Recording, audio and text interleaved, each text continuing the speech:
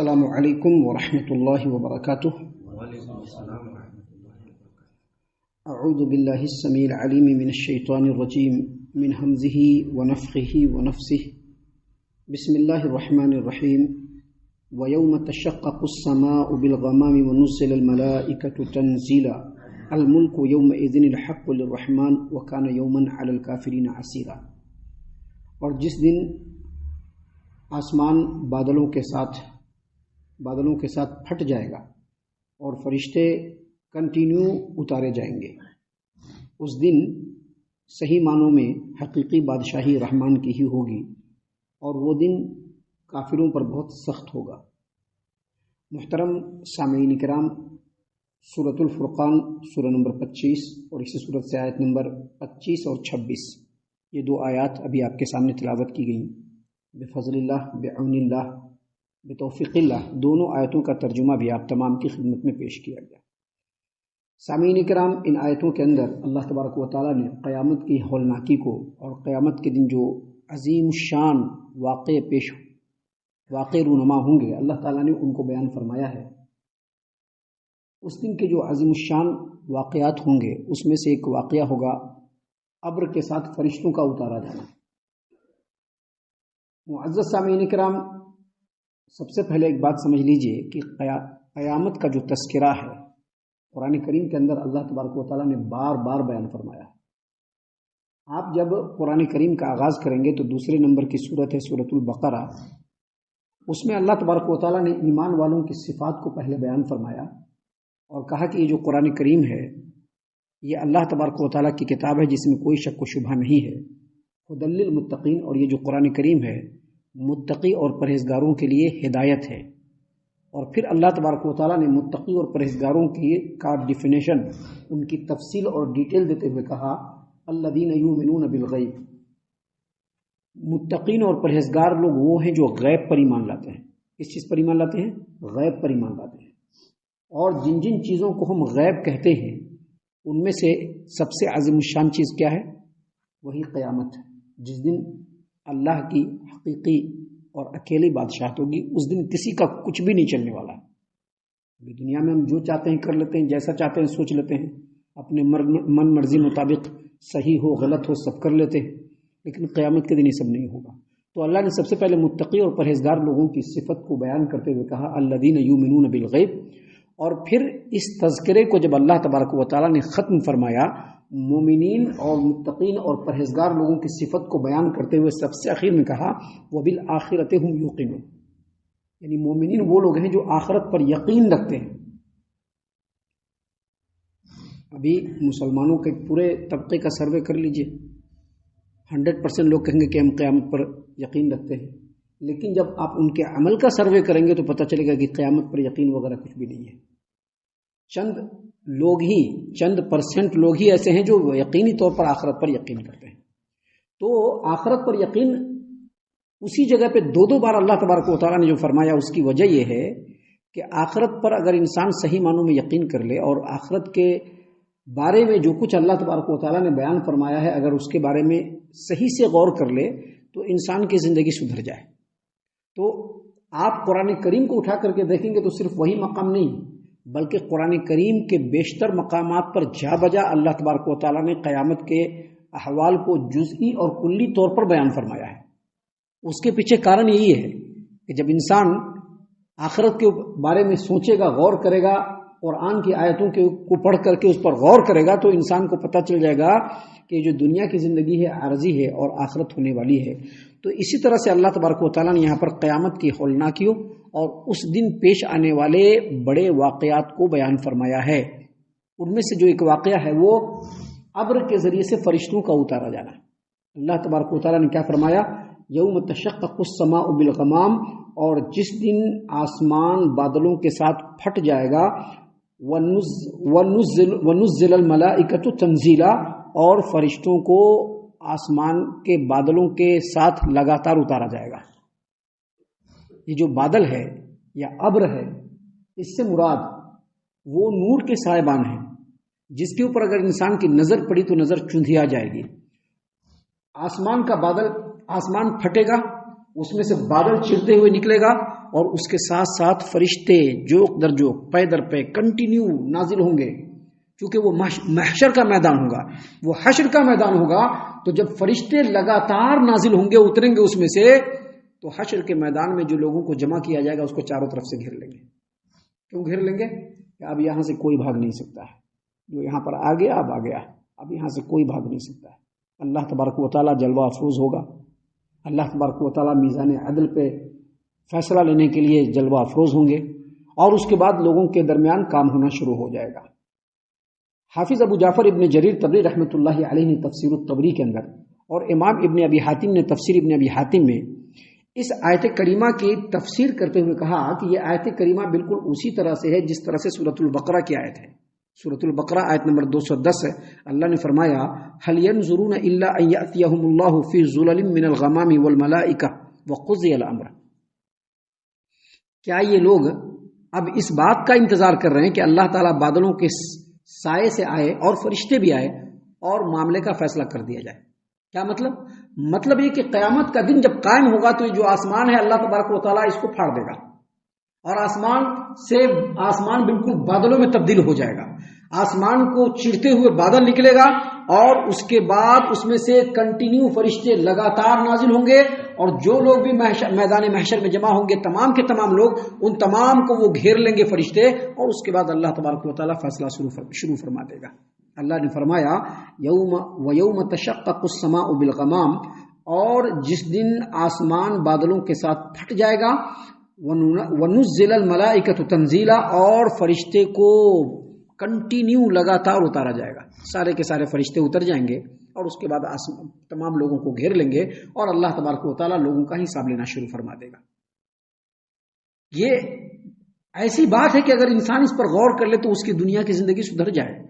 اسی لیے اللہ تبارک و تعالیٰ نے آگے فرمایا الملک یومئذ الحق للرحمن، اس دن سچی بادشاہی اور حقیقی بادشاہی صرف اللہ کی ہوگی، دوسرے کسی کی بادشاہت نہیں چلنے والی۔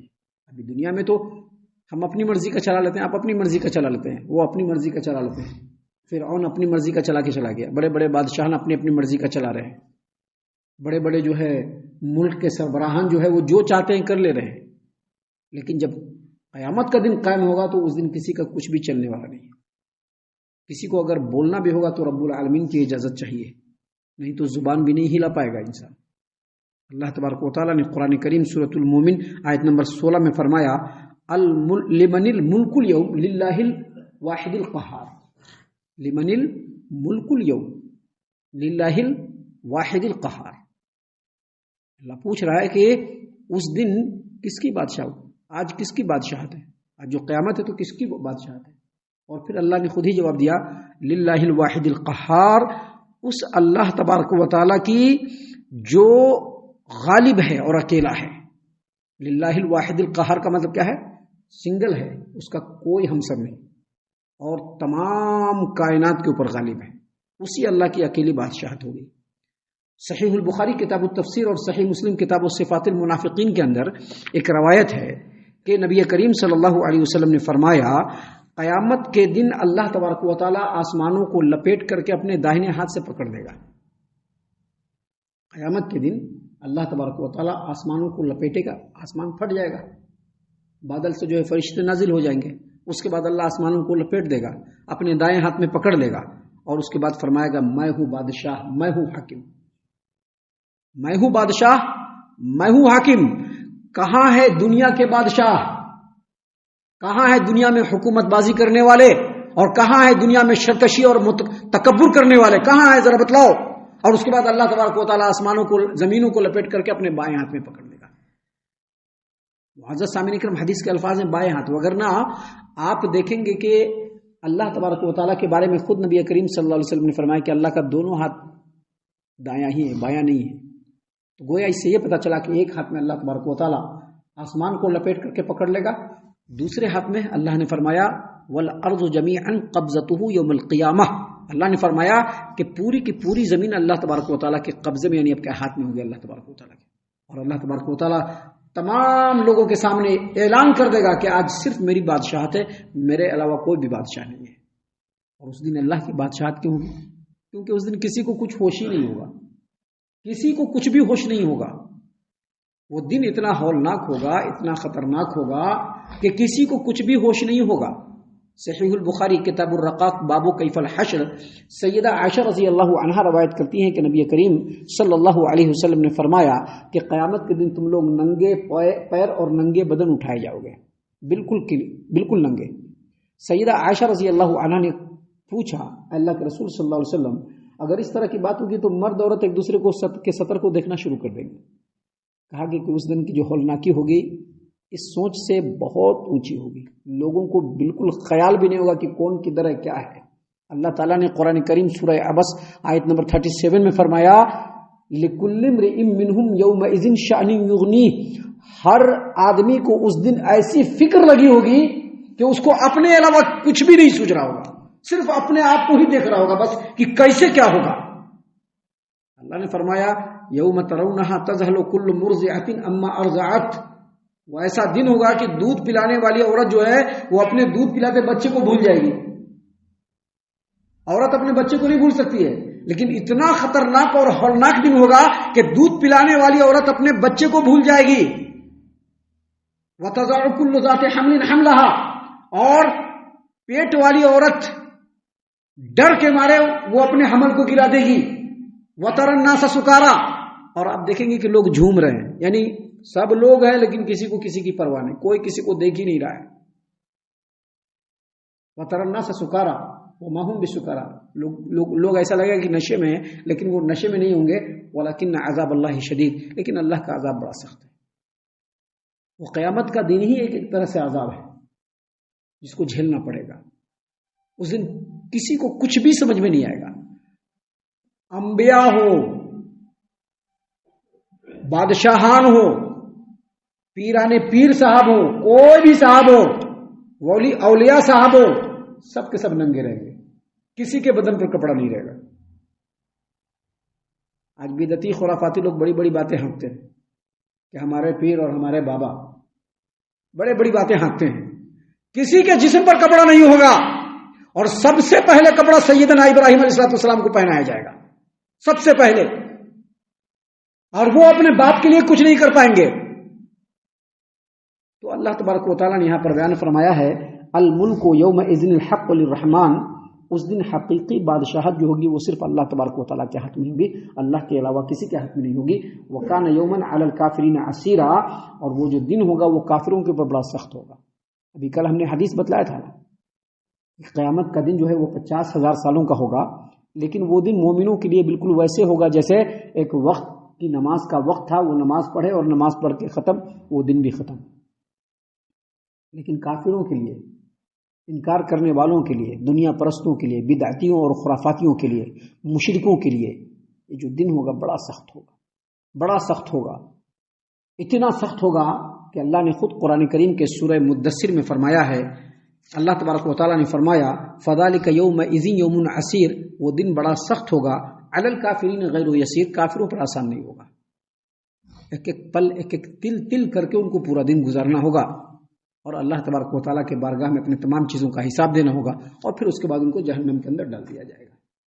سامعین کرام، ابھی اس سلسلے میں اور بھی باتیں ہیں جو انشاءاللہ کل ہم آپ کے سامنے بیان کریں گے. اگلی آیتوں میں ہم اللہ سے دعا کرتے ہیں کہ اللہ تعالی ہم تمام کو ان تمام باتوں کے اوپر خوب غور و فکر اور تدبر کرنے کے ساتھ ساتھ ان باتوں پر عمل کرنے کی بھی توفیق عنایت فرمائے. آمین. اللہ تعالی ہم تمام کو صحیح معنوں میں پکا سچا مومن مسلمان بنائے، اللہ اور اس کے رسول صلی اللہ علیہ وسلم کی اطاعت و فرما برداری کرنے والا بنائے، صحابہ کرام رضی اللہ عنہم کے طریقے پر چلنے والا بنائے، جنت الفردوس میں جگہ عطا فرمائے. اے اللہ ہم تمام کو جہنم سے پناہ دے، اے رب العالمین ہم تمام کو جہنم سے پناہ دے، اے مالک الملک ہم تمام کو جہنم سے پناہ دے. آمین یا رب العالمین. وما علینا الا البلاغ المبین. تبارك الذي نزل الفرقان على عبده ليكون للعالمين نذيرا.